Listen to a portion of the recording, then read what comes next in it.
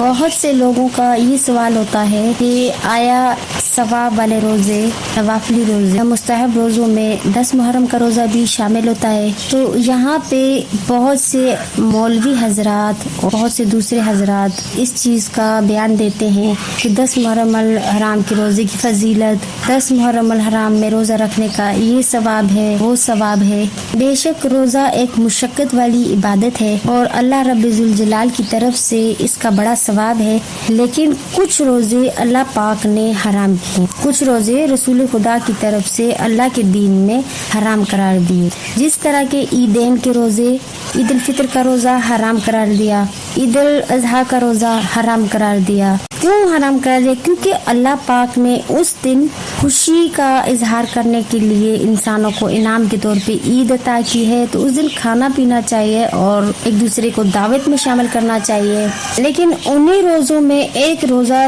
10ویں کے روزے کا جو عاشورہ کے روز کا روزہ ہے، اس کے لیے بھی یہ کہا جاتا ہے کہ یہ روزہ رکھنا مکروہ ہے، اس لیے کہ مولا حسین علیہ السلام اور ان کے انصار و اصحاب و اولاد جبکہ کربلا میں 3 دن کے بھوکے اور پیاسے تھے اور اپنی جان اور مال کا نذرانہ پیش کر کے مولا حسین علیہ السلام نے دین کی کامیابی کے لیے ان سب کو قربان کر دیا۔ تو یزید اس وقت جو کہ بادشاہ وقت تھا، اور یزید نے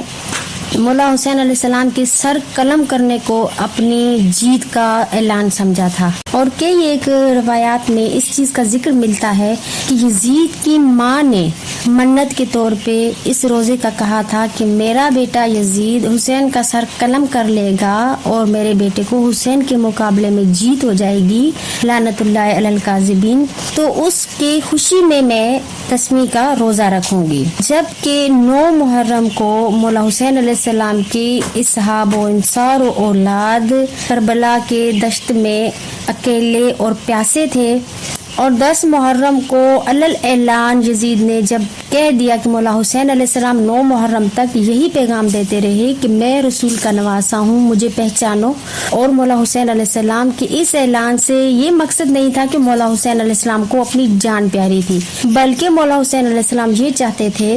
کہ دیگر امت کی طرح کہ میرے نانا رسول خدا معراج کی رات جا کے بھی جب امت کے لیے دعائیں مانگتے رہے، تو میں اس امت کو اپنے خون سے، مطلب کہ رسول خدا کے خون سے بچاؤں تاکہ ان کی بخشش ہو سکے۔ اور مولا حسین علیہ السلام کو وہ یہ سمجھتے رہے کہ شاید یہ جنگ سے ہار رہے ہیں۔ پھر مولا حسین علیہ السلام نے یہ کہہ دیا تھا کہ اگر تم مجھے مجبور کر رہے ہو تو شہادت ہمارا ورثہ ہے، اور جنگ سے میرے بابا علی بھی نہیں ڈرے، اور میں بھی انشاءاللہ حیدر کرار کا بیٹا ہوں، میں تمہیں جنگ کر کے دکھاؤں گا۔ حتی الامکان مولا حسین علیہ السلام نے اس جنگ کو روکنے کی بہت کوشش کی تھی، اور مولا حسین علیہ السلام نے آخری الفاظ مولا حسین علیہ السلام کے یہ تھے کہ تم نے مجھے رسول کے نواسے کو نہیں پہچانا کیونکہ تمہارے پیٹوں میں حرام ہے، اور اب جب کہ تم مجھے مجبور کر رہے ہو تو اب پھر ایک پیاسے کی جنگ کو دیکھ لینا کہ کس طرح حسین اللہ کے دین کے لیے قربانی پیش کرتا ہے۔ بس مولا حسین علیہ السلام اللہ کے ان الدین عند اللہ الاسلام، جس اسلام کے لیے لہو بہا حسین کا، اس اسلام کے لیے جان قربان کی مولا حسین علیہ السلام نے قربانی کا نذرانہ پیش کیا، اور جس پاک پروردگار کے دین کے لیے مولا حسین علیہ السلام نے قربانی کا نذرانہ پیش کیا، تو اللہ پاک کو مولا حسین علیہ السلام کی قربانی اس قدر پسند آئی کہ مولا حسین علیہ السلام ایک دن کے روزے عاشور کے شہید کردہ اللہ پاک نے قیامت تک ان کا ذکر جاری کر دیا، جس طرح قرآن پاک میں اللہ پاک نے حضرت ابراہیم علیہ السلام کے بارے میں کہا کہ میں نے ان کا ذکر جمیل باقی رکھا،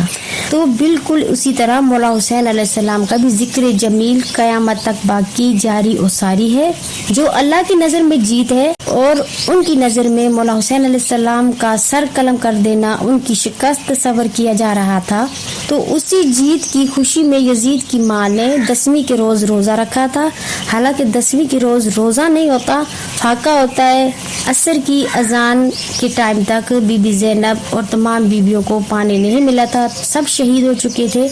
اس ٹائم پہ جب کہ مولا حسین آخری بچے تھے اور ان کی شہادت واقع ہوئی تھی، مولا حسین علیہ السلام جب آب کوثر کے پیالے ان کو پیش کیے جا رہے تھے تو مولا حسین علیہ السلام نے آب کوثر کے پیالوں کو دیکھ کے بی بی زینب کو یہ اشارہ دیا تھا کہ زینب تم وہاں پہ پیاسی ہو جبکہ میرے آگے آب کوثر کے پیالے ہیں، حوران جنت میرے آگے کوثر کے پیالے لے کے کھڑی ہیں، لیکن میں ان کو ہونٹ نہیں لگا سکتا، میں ان کو منہ نہیں لگا سکتا جب تک کہ دنیا میں تم پانی کی رسم نہ نبھا لو۔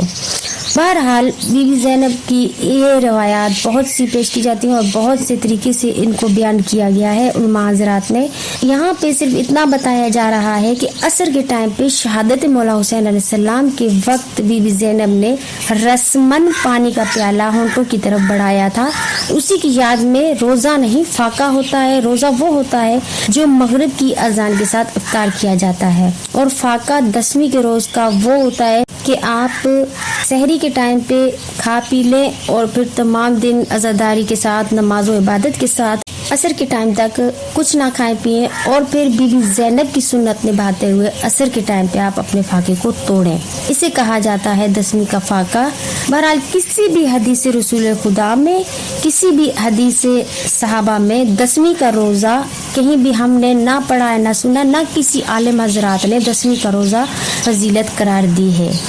امید ہے کہ انشاءاللہ امت مسلمہ کو، امت رسول خدا کو اس بات کی سمجھ آئے گی اور امام حسین علیہ السلام کی قربانیوں کو اور کربلا کو سمجھنے کی اللہ پاک ہم سب کو توفیق عطا فرمائے۔ صدقہ محمد وآل محمد تمام عزاداران، تمام مسلمین کی خیر ہو، اور اللہ پاک مولا حسین علیہ السلام کے مقصد کو سمجھنے کی توفیق عطا فرمائے۔ آج کے لیے اتنا ہی، آئندہ کا ٹاپک لے کے آپ کی خدمت میں پھر حاضر ہوں گے،